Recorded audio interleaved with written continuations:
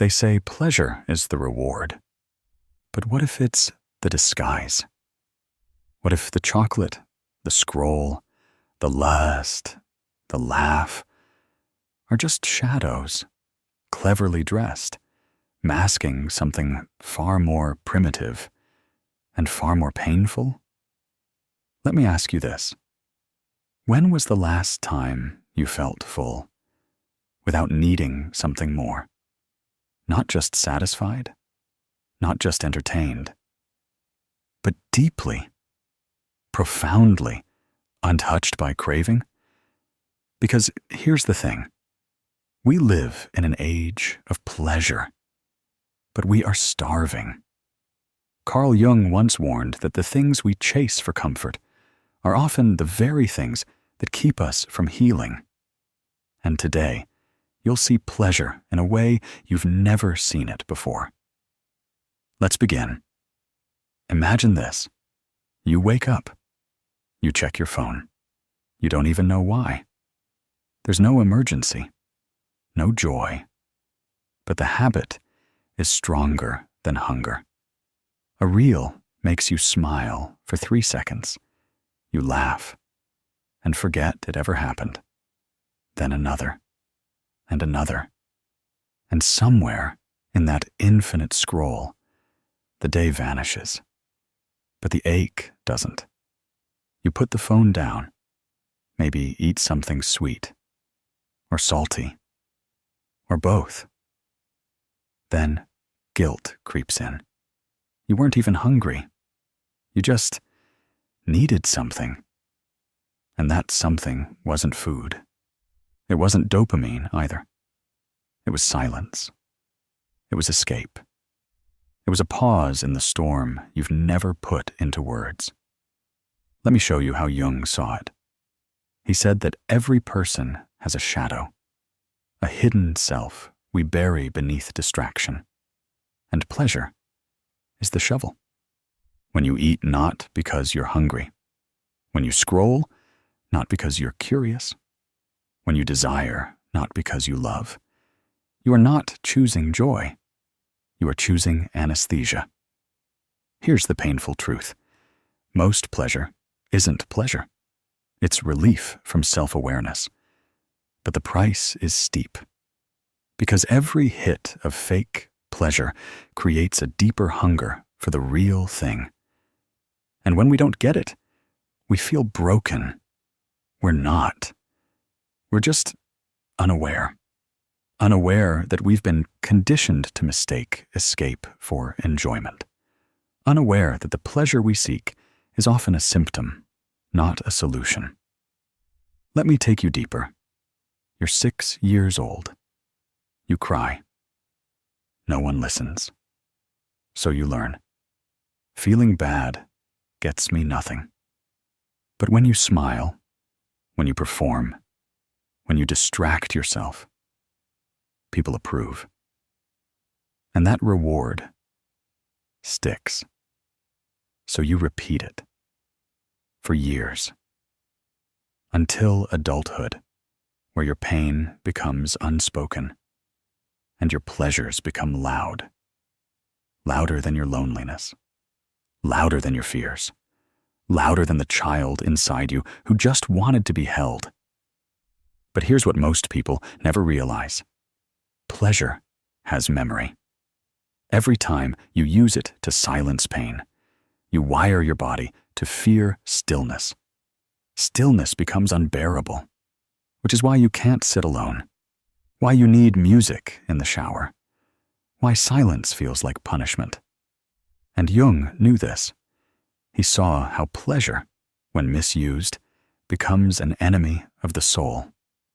Not because pleasure is evil, but because we misuse it. The real enemy is the avoidance it allows. Now, before we go further, I want you to do something. If this resonates, if you've ever felt that strange guilt after indulging in something that should have brought joy, subscribe. Not just because it helps this message reach more people, but because you are not alone in this. And comment below. What moment hit you the hardest so far? because it's not weakness to admit it. It's strength to witness it. Now let me show you the trap. Imagine a person walking through a desert, chasing mirages. Each time they run to one, it vanishes. But they don't stop. They think, the next one will be real. That's what pleasure is, when it comes without purpose. And here's the irony. Real pleasure, the kind that feeds the soul, is often quiet. It doesn't demand. It doesn't distract. It doesn't numb. It expands you. It's in a deep conversation. It's in finishing something you feared. It's in waking up and realizing you no longer need the thing that used to control you. But we don't crave that kind, because it's not easy. And yet, it's the only kind worth craving. Carl Jung once wrote, "People will do anything, no matter how absurd, to avoid facing their own soul." And pleasure is the most beautiful absurdity we've ever invented. Let's keep going. Let's rewind. You're a child again. You fall and scrape your knee. It stings. You cry. And someone says, "Here, have a cookie. Don't cry." Or, "Stop crying. Look, a cartoon's on." That moment stays with you, not consciously, but neurologically. Your brain learns pain equals punishment, feeling equals weakness. And the solution? Pleasure. So you grow. And without knowing it, you become fluent in distraction. Pleasure becomes your translator. It speaks when you're too afraid to say, "I'm not okay." It dances when you're too tired to admit, "I'm empty." It smiles when all you want to do is scream. But here's what no one tells you. Every time you replace emotion with stimulation, you lose a little more intimacy with your true self. Carl Jung warned, when the inner world is ignored, the outer world becomes louder. And what is pleasure if not the loudest thing in our lives? The scroll, the buzz, the ping, the binge. They scream so we don't have to listen. But listen to what? To this. The ache underneath. The need for meaning. The desire to belong. The wound of being unseen. You see, pleasure is not bad. It's sacred when chosen with intention. But it becomes poison when it replaces presence. Let me ask you this. Have you ever felt guilty after pleasure? After watching one more episode? After texting someone you shouldn't have? After buying something you didn't need? After eating when you weren't hungry? That guilt isn't because you did something evil. It's because a part of you knows you weren't really fed. You just avoided the hunger. This is where most people misunderstand Carl Jung. They think shadow work is about becoming darker or edgy. But that's shallow. Shadow work is about looking at the moments you betray yourself for relief and saying, "I see you, and I choose truth over escape." Let me give you a story. There was a person who couldn't stop chasing relationships. They said they were hopelessly romantic. But every relationship ended the same. Intensity, obsession, crash, repeat. And when asked why they couldn't stop, they said, "I just love love." But that wasn't true. What they loved was distraction. Because when they were alone, the silence got too loud. Turns out, they never learned to sit with their wounds. So pleasure became the plaster, until it couldn't hold anymore. This story isn't rare. It's the hidden story of millions. People who confuse longing with love, scrolls with joy, numbing with healing. And the danger isn't that these pleasures exist. The danger is when we never question why we need them. Here's the myth we need to destroy. Pleasure is not healing. Pleasure is not peace. Pleasure is not power. Pleasure is a tool, and tools, when misused, turn dangerous. Let's flip this around. Think of the last time you delayed gratification.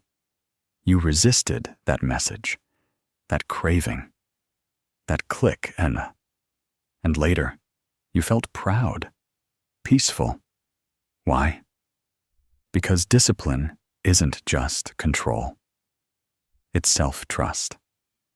And trust is the real high. Because when you trust yourself, pleasure no longer controls you.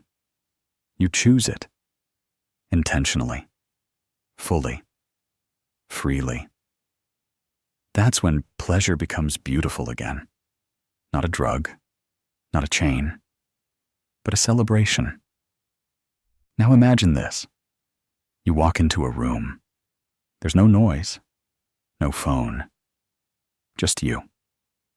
And instead of panic, you feel home. Not because you have everything, but because you are everything. That's what Jung meant by individuation, becoming whole, not through denial, not through constant grinding, but through integration, the ability to feel pleasure without using it as a bandage, the ability to enjoy silence without fearing it, the ability to be with yourself and like who you're with. That's the goal. But you can't get there by chasing endless highs. You get there by lowering the volume of your distractions and listening to what they were covering up. So, what does that look like? It looks like noticing when you reach for the phone and asking, what am I avoiding? It looks like letting yourself feel that loneliness without patching it with sugar, with sex, with scrolling. It looks like choosing the slower pleasure, the one that takes effort, that demands presence, that comes with delayed reward. Because here's the hidden truth. Real pleasure isn't instant. It's earned. The best laugh is with someone you trust. The best meal is after a long day of meaningful effort. The best connection is after a conversation where you were seen, not just swiped. Let me give you a moment of pause. If this message has shaken something inside you, good. That's what awakening feels like. It's not grand. It's quiet. It's not dramatic. It's decisive. And the decision is simple. Will I keep numbing the ache with quick pleasures? Or will I meet myself fully, bravely, without needing anesthesia? Carl Jung believed that our neuroses are not caused by trauma, but by our refusal to confront what that trauma left behind. And pleasure, when used unconsciously, ensures we never confront it. But now that you see it, what will you do? Let's go deeper. So here we are. You've heard the warnings. You've felt the tremors of recognition. You've watched the mask of pleasure begin to slip. Now comes the part no one wants to face. The truth that doesn't just sting, it shatters. Because to truly reclaim your life from false pleasure, you must admit something terrifying. You have betrayed yourself. Not once, but quietly, daily, over time. Every time you reached for the fast fix. Every time you said, just 5 more minutes. Every time you avoided the silence because it whispered too loudly. Every time you told yourself, this makes me feel good, when really, it just helped you forget. But listen carefully. This isn't shame. It's awakening. You're not weak for doing what you thought kept you safe. You're not broken for craving something that dulled the ache. You were surviving. And now, finally, you are ready to live. Because once you see the loop, once you understand that most pleasure was never joy, but sedation, you no longer chase the same things. The party doesn't hit the same. The scroll doesn't scratch the itch. The hookup doesn't fill the hole. The sugar doesn't soothe the scream. Because the real pain wasn't boredom. It was the absence of self. Let me paint this in a way that sticks. Imagine your life as a house, and inside it lives your wounded child, your ignored truth, your unhealed memory. But instead of entering through the front door to meet them, you build an entertainment system outside. Music, lights, candy, comfort. You throw a party in the yard while your inner child waits, unseen. That's what unchecked pleasure does. It builds a carnival outside your house, so you never go inside. But healing, real healing, is walking through the silence, stepping inside the house, sitting with the child, and saying, "I'm here now. You can speak." That's the work Jung spoke of. He didn't want people to become addicted to stillness. He wanted them to become unafraid of it, to know that silence isn't the absence of life. It's the presence of everything we've avoided. Now here's the climax, the final myth that must be broken. You've been told that pleasure is the goal, that happiness means feeling good, that the more you indulge, the more free you are. But freedom isn't about doing whatever you want. It's about not needing to. True pleasure is not the chocolate, not the phone, not the ego stroke. True pleasure is the moment you realize you no longer need to be distracted from yourself. You can sit in the stillness and smile, not because it's empty, but because it's full of presence, full of truth, full of power. You become the kind of person who doesn't chase the high, because you already carry the peace. And people will notice. They'll say you've changed. You'll speak slower, pause longer, laugh less frequently, but more deeply. And they'll ask, "Why don't you drink as much? Why are you off social media? Why don't you text back right away?" And you'll smile, because they won't understand that you're not avoiding anything anymore. You're simply present. That's what scares most people. Because when someone stops needing pleasure to feel okay, they become powerful, uncontrollable, undistracted, unmanipulable. Pleasure no longer lures them. Marketing doesn't hypnotize them. Addictions lose their teeth, because presence has returned. And presence is the purest form of rebellion. Carl Jung once said, "The privilege of a lifetime is to become who you truly are. And who you are is not a dopamine addict. You are not a bundle of cravings. You are not a consumer of feelings. You are a creator of meaning. And meaning is not always pleasurable. In fact, it rarely is.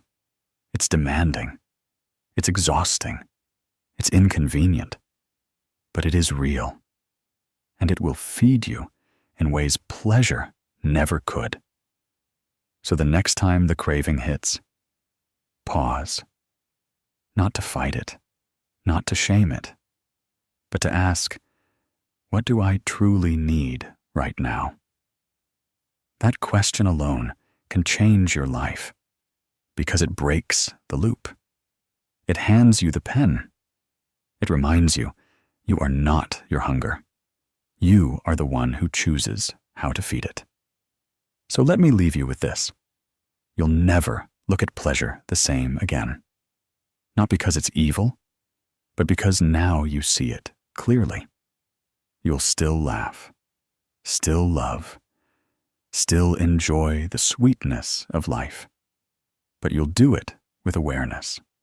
And that awareness will protect you from trading your peace for temporary comfort.